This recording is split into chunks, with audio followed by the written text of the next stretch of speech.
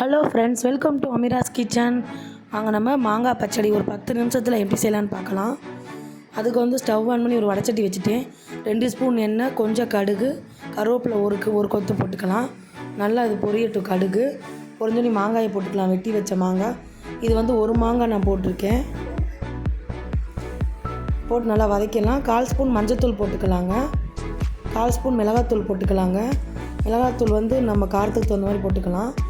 1/4 ஸ்பூனால் ஒரு உப்பு போட்டுக்கலாம். நல்லா வதக்கி விட்டுலாம். ஒரு அரை கிளாஸ் தண்ணி ஊற்றிக்கலாங்க அந்த மாங்காயில்.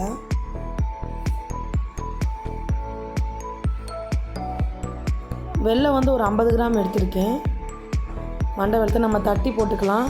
நான் வந்து முழுசாக தான் போட்டிருக்கேன். அப்படியே மெல்ட் ஆயிரும். அதனால் நடுவில் வச்சு ஒரு கொத்து விட்டோம்னா அப்படியே மெல்ட் ஆயிரும். மூடி வச்சு அடுப்பை சிம்லேயே வச்சிடலாம். சுண்டி வந்தோடனே ஆஃப் பண்ணிடலாங்க. நல்லா மெல்ட் ஆகிருச்சு மண்டை வெல்லம்லாம்.